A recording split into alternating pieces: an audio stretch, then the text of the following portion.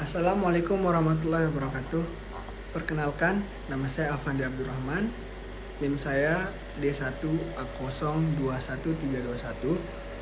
Ya, saya di sini membuat tugas yang diberikan oleh dosen pengampu saya, yaitu Ibu Aditya Nini Rizky Apriana SH.MH.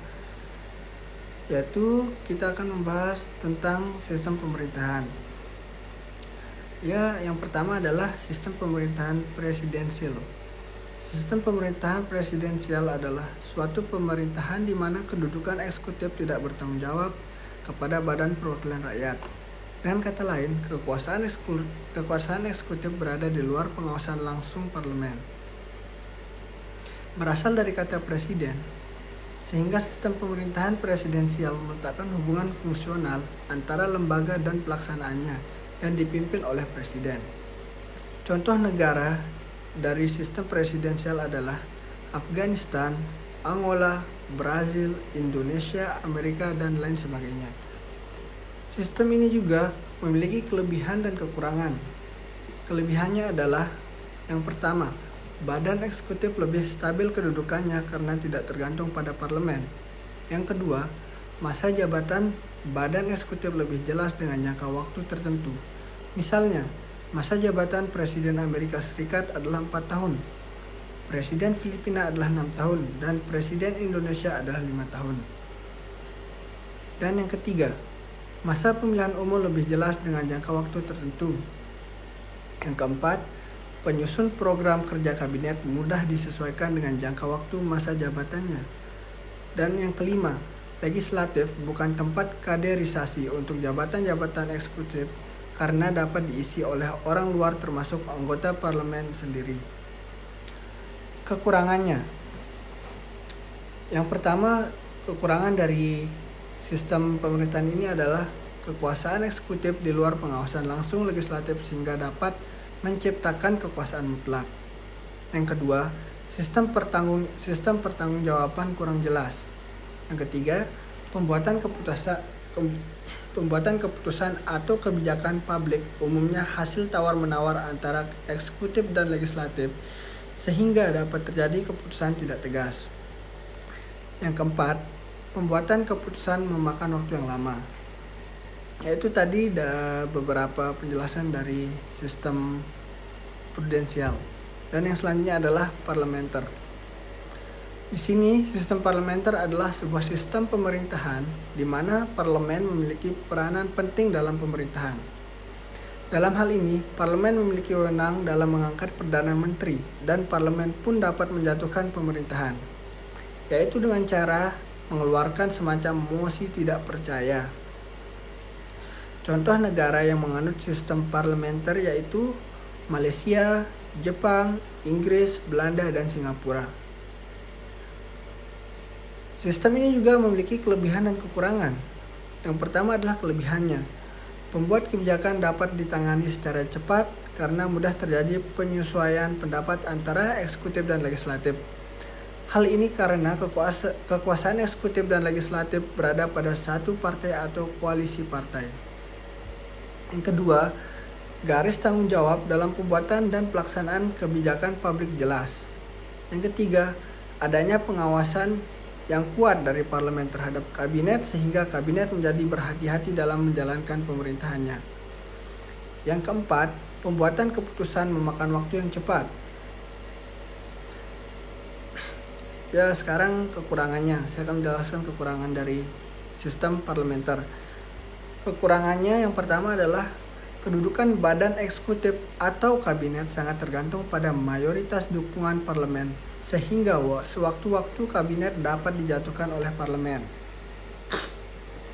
Dan yang kedua, kelangsungan kedudukan badan eksekutif atau kabinet tidak bisa ditentukan berakhir sesuai dengan masa jabatannya karena sewaktu-waktu kabinet dapat dibubarkan.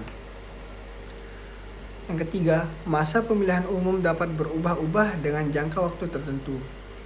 Dan yang keempat, kabinet dapat mengendalikan parlemen. Hal itu terjadi apabila para anggota kabinet adalah anggota parlemen dan berasal dari partai mayoritas. Karena pengaruh mereka yang besar di parlemen dan partai, anggota kabinet dapat menguasai parlemen.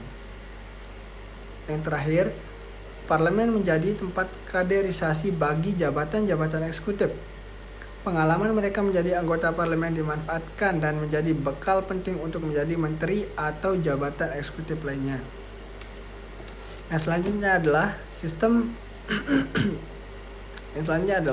sistem pemerintahan campuran atau semi presidensial.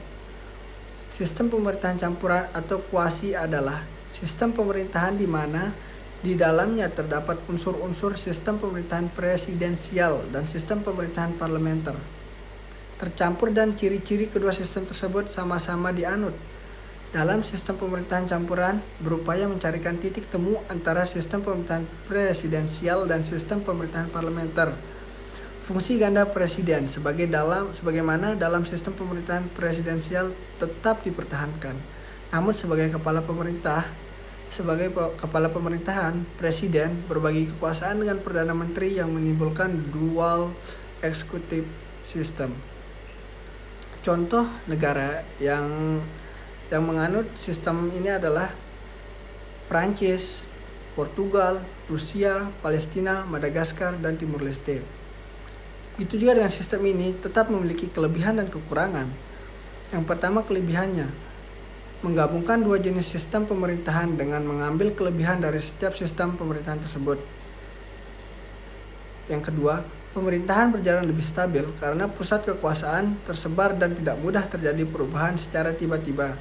Yang ketiga, presiden dan menteri tidak dapat dijatuhkan selama masa jabatannya sehingga bisa fokus dalam menjalankan program kerjanya. Itu juga ada kekurangannya. Yang pertama, suara rakyat terhadap pemegang kekuasaan terpilih kurang berpengaruh. Yang kedua, sulit mengetahui penyelewengan kekuasaan yang dilakukan. Dan pemerintahan dapat dipengaruhi oleh partai politik apabila pemegang kekuasaan diusung partai tertentu. Dan sistem pemerintahan yang selanjutnya adalah sistem pemerintahan kolegial. Sistem pemerintahan kolegial referendum atau federal mempunyai presiden dan wakil presiden dan pemerintahannya terdiri oleh 7 anggota yang dipilih oleh Federal Assembly.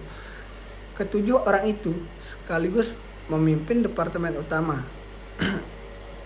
Status mereka bisa juga disebut menteri yang menarik. Bisa juga disebut menteri. Yang menariknya, ketujuh orang pilihan secara bergantian menjadi presiden. Jabatan sebagai presidennya masing-masing selama 1 tahun. Presiden dan wakil presiden akan tetapi mereka itu dipilih oleh 7 orang anggota Dewan Federasi untuk masa jabatan secara bergantian setiap tahun. Oleh karena itu, sistem pemerintahan Swiss ini biasa disebut sebagai collegial system, yang sangat berbeda dari tradisi presidensialisme atau parlamentarisme di mana-mana. Namun, terlepas kekhasannya ini, ada sistem pemerintahan kolegial ala Swiss. Sistem Swiss adalah sebuah republik federal. Republik adalah suatu bentuk pemerintahan di mana pemimpinnya dipilih melalui pemilihan umum, bukan diturunkan seperti monarki, entah secara langsung ataupun tidak langsung. Federal adalah suatu federasi, yaitu gabungan beberapa negara bagian yang dikoordinasi oleh pemerintahan pusat, yang mengurus hal-hal mengenai kepentingan nasional seluruhnya, seperti keuangan, urusan luar negeri, dan pertahanan negara. Contoh negara yang menganut sistem ini adalah Swiss. Itu juga dengan sistem ini memiliki kekurangan dan kelebihan. Kelebihannya yaitu setiap masalah negara, rakyat langsung ikut serta menanggulanginya. Dan kedudukan pemerintahan stabil membawa akibat pemerintahan memperoleh pengalaman yang baik dalam penyelenggaraan kepentingan rakyatnya. Ada juga kekurangannya. Kekurangannya adalah tidak setiap masalah negara rakyat mampu menyelesaikannya, karena untuk mengatasi perlu pengetahuan yang cukup bagi rakyat. Dan kekurangan yang lainnya adalah sistem ini tidak dapat dilaksanakan jika banyak terdapat perbedaan paham antara rakyat dan eksekutif dan menyangkut kebijakan politik. Ya, mungkin sekian dari saya. Apabila ada kurang atau kata-kata yang kurang jelas mohon dimaklumi. Assalamualaikum warahmatullahi wabarakatuh.